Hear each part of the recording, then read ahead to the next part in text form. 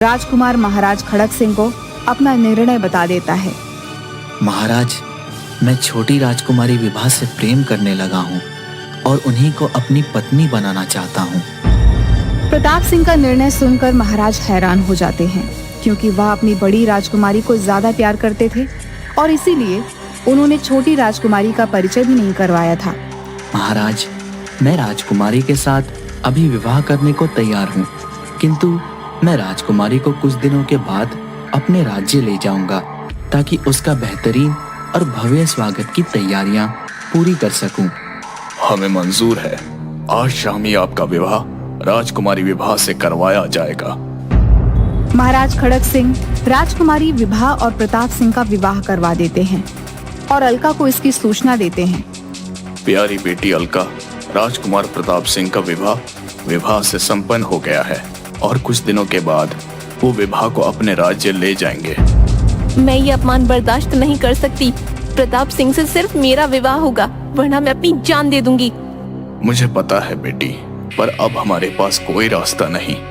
अगर हम विभा को उनकी नजरों से दूर कर दें, तो उनके पास मुझसे विवाह करने के अलावा कोई दूसरा रास्ता नहीं रह जाएगा। पिताजी, मुझे शीशे के टुकड़े और बकरे का खून चाहिए। मैं अपनी जादुई शक्ति से दूर रेगिस्तान में एक शीशे का महल बना दूंगी। हम विभा को वहीं रखेंगे। अलका की जादुई शक्तियों से प्रभावित महाराज अलका की कही सभी चीजें उसे उपलब्ध कराते हैं और वह एक जादुई महल बनाती है। राजकुमार, मैं बहुत शर्मिंदा हूँ। छोटी राजकुमारी विवाह होने के तुरंत बाद न जाने कहाँ गायब हो गई है। हमने उसकी खोज हर देश में करवाई, पर वहाँ कोई नहीं मिला। आप उदास न हो राजकुमार, पहले ही जानती थी मैं कि वो आपके योग्य नहीं है। मैं अभी भी आपके साथ चलने को तैयार हूँ। मुझे आप लोगों की बातों पर बिल्कुल भी भरोसा नहीं है। मैं अपनी पत्नी को स्वयं ढूंढ लूंगा। राजकुमारी अलका, यदि आप 10 राज्यों के मालकिन होती, फिर भी मैं आपको अपनी पत्नी नहीं बना सकता। राजकुमार की बात से अलका अपमान में जलने लगती है। दूसरी तरफ विभा शीशे की महल में अकेली बैठी सोच रही थी। जल्दी ही मेरे पति मुझे यहाँ से ले जाएंगे।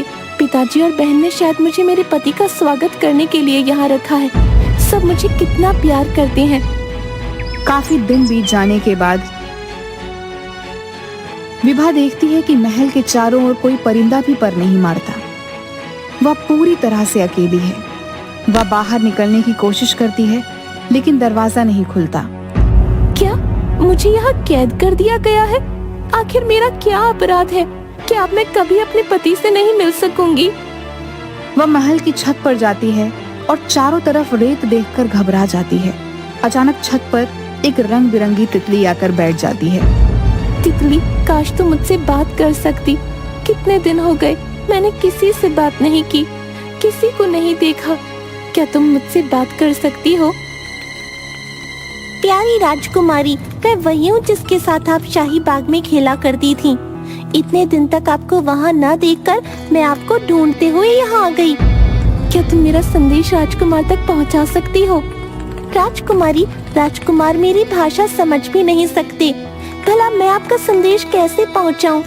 यदि कोई मेरे पैरों में रंग लगा दे तो मैं राजकुमार को लिखकर समझा सकती हूँ। तितली सीधे राजकुमार के पास जाती है और महल की रंगोली पर बैठ उसका रंग अपने पैर में लगा दीवार पर राजकुमारी का संदेश लिख देती है। तितली, क्या तुम मुझे राजकुमारी के पास ले जा सकती हो? तितली राजकुमार को उनकी सेना के साथ राजकुमारी विभा तक पहुंचा देती है।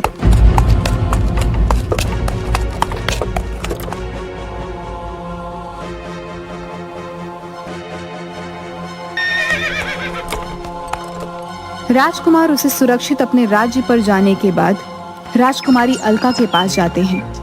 राजकुमारी अलका, मुझे आपका प्रस्ताव मंजूर है। आपने सही कहा था, मेरे योग्य आप ही हैं। मैं भी विवाह को भूल गया हूँ, किंतु एक बहुत बड़ी समस्या है। समस्या? कैसी समस्या राजकुमार? राजकुमारी, मुझे श्राप मिला है कि मेरा विवाह उसी से हो सकता है जो कन्या अपने शरीर को छोटा करके इस बोतल में प्रवेश कर सके और वापस आ सके। अरे राजकुमार, इसीलिए तो मैं कहती थी आपके लिए सिर्फ मैं ही हूँ। क्योंकि ये काम सिर्फ मैं ही कर सकती हूँ। मैं अपने जादू से इस बोतल में आ सकती हूँ। नहीं नहीं, मैं आपसे बहुत प्रेम करता हूँ। अगर आप इस बोतल में हमेशा के लिए फंस गई तो मेरा क्या होगा? राजकुमार, जब तक बोतल में उसका ढक्कन नहीं लगाया जाए मुझे कोई रोक नहीं सकता। ये देखिए, मैं आपको दिखाती हूँ। जादुई मंत्रों को बोलकर बोतल के अंदर चली जाती है और उसके जाते ही राजकुमार बोतल का ढक्कन लगा देता है और कहता है, तुमने मेरी पत्नी को शीश के महल में कैद किया था। आज के बाद तुम सदा इस बोतल में रहोगी। अब मैं यही बोतल अपनी पत्नी को शादी के उपहार में दूंगा। राजकुमार बोतल विभा को देता है। दयालु विभा अपनी बहन को उसमें तड़पता देख उसका ढक्कन खोल देती है और कहती है, राजकुमार, मैं अपनी बहन को इस तरह तड़पता हुआ नहीं देख सकती। मैंने इन्हें माफ कर दिया है। मेरी शादी का उपहार यही है कि आप इन्हें माफ कर दें। बहन की दया देखकर अलका की आंखों से पश्चाताप और शर्म के आंसू बहने लगते हैं। वह विभा और प्रताप सिंह से क्षमा मांगती है और अपने राज्य वापस चली जाती है। सब खुशी खुशी से रहने लगते हैं।